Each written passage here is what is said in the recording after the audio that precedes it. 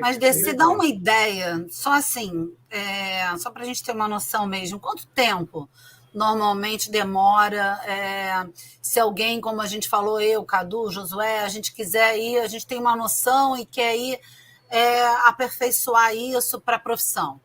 Seria razoável 3 meses? 3 meses, foi o que eu estava pensando também. Eu não consigo, eu também não tenho ideia.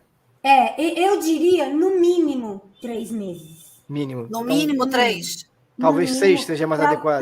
Para você voltar com um idioma bom, para você poder usar em qualquer situação. Entendeu? Porque e ficando hospedado na casa de família. Oi? E ficando stay home. Stay home. Na casa de família. Ainda assim são 3 meses, Pois é. Assim, quanto maior for a possibilidade, lógico, maior ganho melhor você vai ser o ganho, né? Eu tenho um amigo que fez 6 meses, ele saiu quase do zero. Não era zero, porque ele veio com aquele inglês básico que a gente faz no primário, colégio, né? Do colégio. Então, ele tinha já esse conhecimento, mas ele não tinha feito cursos.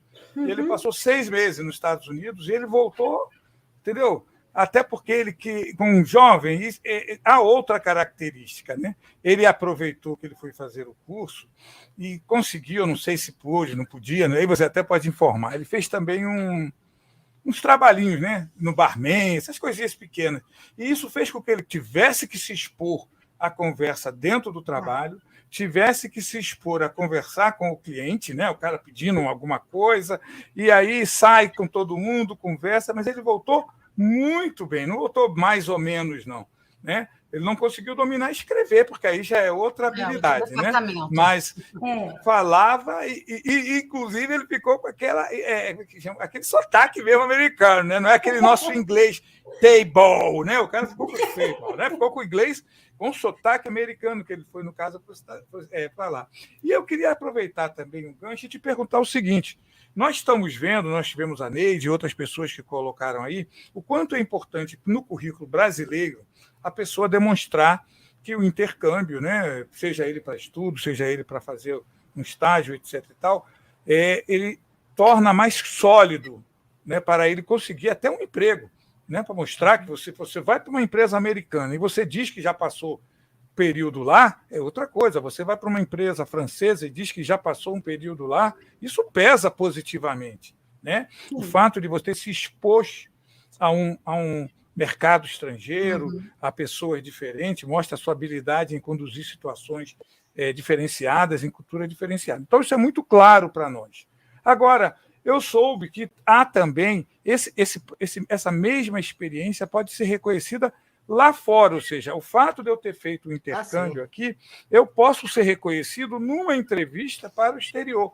Você estava comentando aqui nos bastidores, que a gente tem bastidores, gente, né, sobre a Alemanha e sobre um programa que estava surgindo na Alemanha.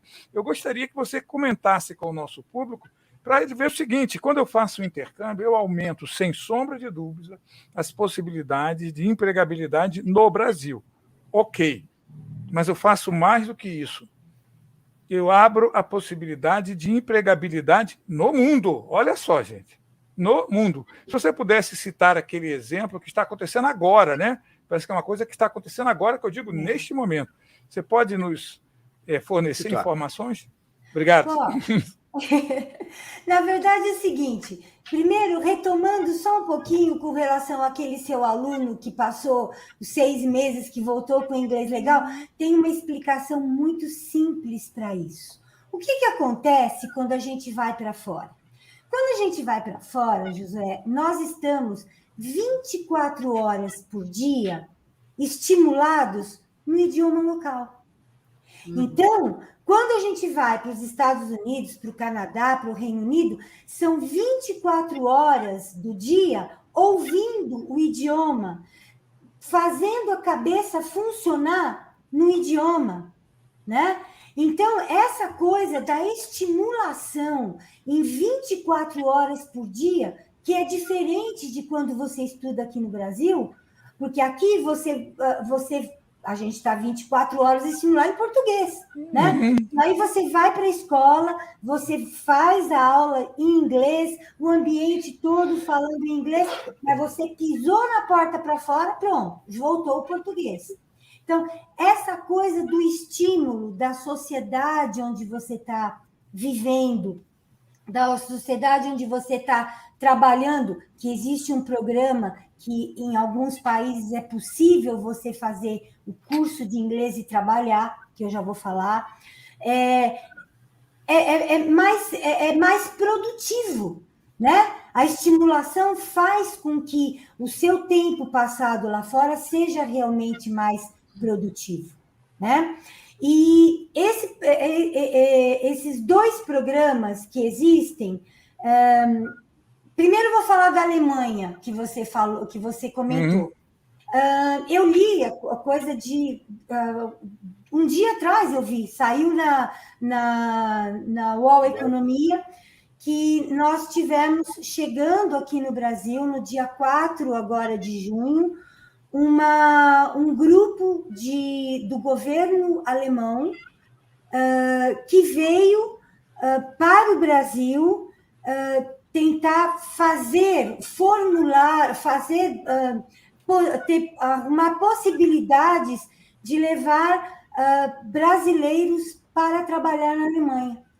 Porque existe uma coisa muito interessante que faz com que eles estejam procurando mão de obra estrangeira. Primeiro, a Alemanha está envelhecendo, né?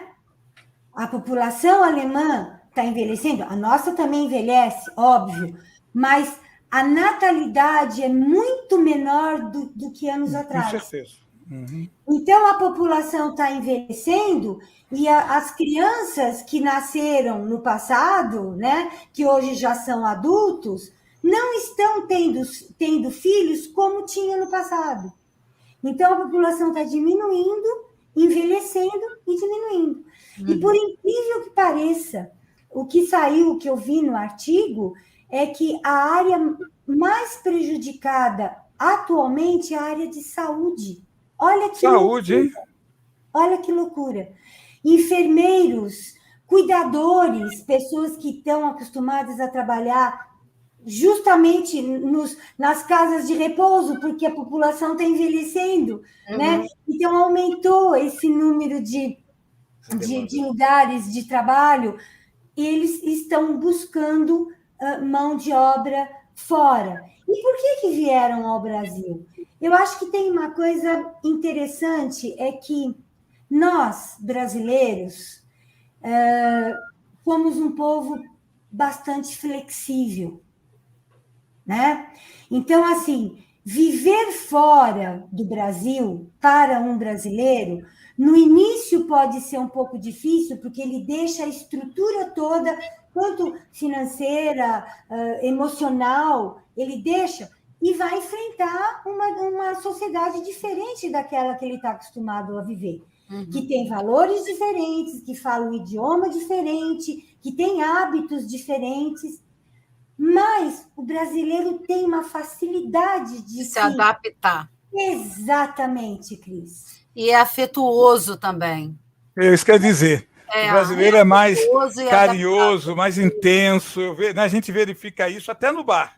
Né? A gente que já foi viajar, aí teve a oportunidade de sair fora, os nossos garçons são maravilhosos. Você pode até achar que aquela brincadeira, né, é até invasiva, tem gente lá, mas você vai lá e você vê que, né, vamos assim dizer, para a nossa cultura, eles são muito secos. Né? E a recíproca é verdadeira. Eles nos veem como afetuosos, como intensos, como preocupados. Alegres, né? Mas Alegres, nós somos, né? Somos mesmo. Eles veem, né? E eles reconhecem isso. É verdade. A gente simplesmente reflete no nosso comportamento uma característica de uma população do país inteiro que é dessa maneira, né? Aí você falou uma coisa que é interessante, né? Os nossos garçons são pessoas que são realmente reconhecidas, e são. Quando você vai, por exemplo, para os Estados Unidos e vai numa unidade do fogo de chão que existe, né? Um lugar, os garçons são todos brasileiros. E aqueles que entram, que são locais e que entram depois, eles passam a agir como se fossem brasileiros. porque se acostumam tanto com o jeito de ser que é bem incorporam, né? Incorporam o brasileiro. É interessante isso.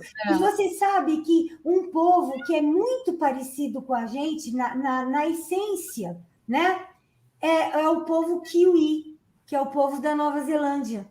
Eles costumam, o povo neozelandês, ou Kiwi é o povo que vive na Nova Zelândia. Kiwi é a fruta originária da Nova Zelândia. Eu vou falar que eu conheço a fruta. Kiwi é uma ave super famosa da Nova Zelândia, né? O povo Kiwi, eles costumam dizer, isso de amigos, eu já estive lá, mas de amigos que também já foram para lá e de alunos que voltam, que eles falam que onde tem 2 brasileiros tem festa. Opa! Já chega tocando pandeiro. pelo jeito de ser da gente, né? A gente, normalmente, a gente costuma ver o lado bom, primeiro o lado bom das coisas. A gente não chega só já vendo defeito, não é isso.